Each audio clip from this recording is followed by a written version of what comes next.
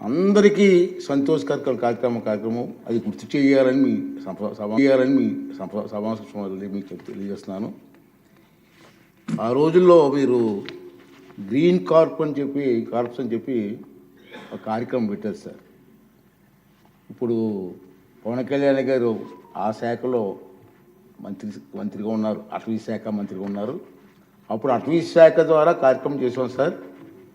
అప్పుడు ఉమ్మడి రాష్ట్రంలో సార్ ఉప ముఖ్యమంత్రి గారు 5 లక్షల మంది పిల్లలని సార్ తయారు చేశారు. హై స్కూల్స్ నుంచి జూనియర్ కాలేజ్ నుంచి. విద్యాశాఖ మంత్రి గారు కూడా ఇక్కడ ఉన్నారు సార్, మీరు కూడా వినాలి సార్.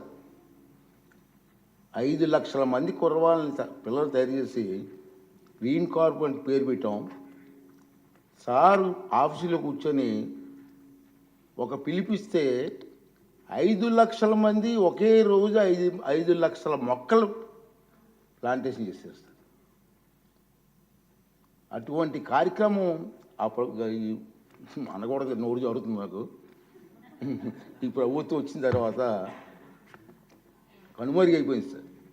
మళ్ళీ ఒకసారి విద్యాశాఖ మంత్రి గారు, మీరు ముఖ్యమంత్రి గారు ఆలోచన చేసి ఆ కార్యక్రమం పెట్టండి సార్. చిన్నపిల్లలు 10th క్లాస్ ఇంటర్మీడియట్ పిల్లలు మొక్కలు నాటే కార్యక్రమాల్లో పర్యావరణం మీద అవగాహన వచ్చే కార్యక్రమం మంచి కార్యక్రమం సార్. దాన్ని మళ్ళీ రివైజ్ చేస్తే బాగుంటుందని చెప్పి నా ఆలోచన.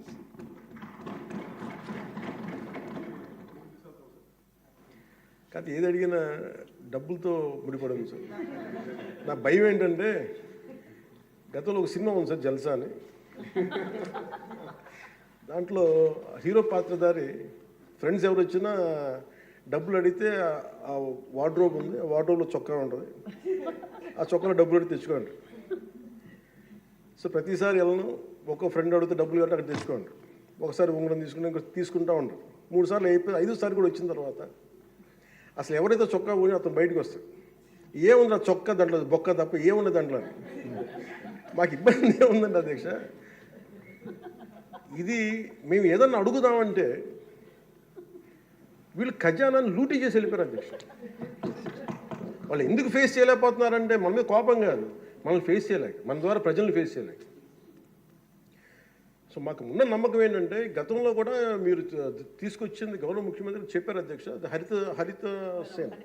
హరితవనం అది మేము తిరిగి రివైవ్ చేస్తాం అధ్యక్ష. ఈసారి ఒక యునిక్ సొల్యూషన్తో పట్టుకుంటాం. మనకి మొక్కలకు కానీ వీటికి దేనికి సంబంధించిన సరే మన ముఖ్యమంత్రి మీరు కంప్లీట్ సొల్యూషన్స్ అండి.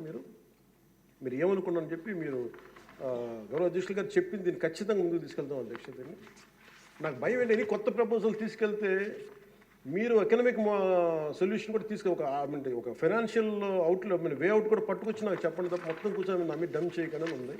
అందువల్ల మీరు చెప్పింది మేము ఎట్లా దాన్ని ముందుకు తీసుకెళ్ళాలని మేము ఆలోచించి వారి దృష్టికి తీసుకెళ్ళి ఇది ఖచ్చితంగా దాన్ని ముందుకు తీసుకెళ్తాం అధ్యక్ష. మీరు చెప్పిన ఒక 10 times ఎక్కువ చేస్తాం అధ్యక్ష. మీరు 5 అన్నారు, మేము 50 లక్షలు చేస్తాం. అది ఏదో నాటేసి వెళ్ళిపోవడం కాదు అధ్యక్ష, దాన్ని తిరిగి తీసుకొచ్చి. ఎందుకంటే మాకు ముఖ్యమంత్రి గారు మాకు చాలా క్లియర్ కట్ ఇది ఇచ్చారు సార్ అధ్యక్ష, 50% గ్రీన్ కవర్ కావాలనేది. మనం వెళ్ళే లోపు మనకి నెక్స్ట్ ఎన్నికలు వచ్చే లోపు మేము దాన్ని ఖచ్చితంగా దాన్ని పూర్తి చేస్తాం అధ్యక్ష. This our commitment. రెండో విషయం సార్, ఇది విద్యాశాఖ మంత్రి గారు ప్రతి స్కూల్లో సార్ మనం చిన్నప్పుడు ఎన్సిసి, రెడ్ క్రాస్ 2 ఉండేయండి. ఎన్సిసి, రెడ్ క్రాస్ హై స్కూల్లో కానీ ఇంటర్మీడియట్లో కానీ. ఇప్పుడు అవి లేవు సార్. మళ్ళీ స్టార్ట్ చేస్తే వాళ్ళందరికీ ఒక ట్రైన్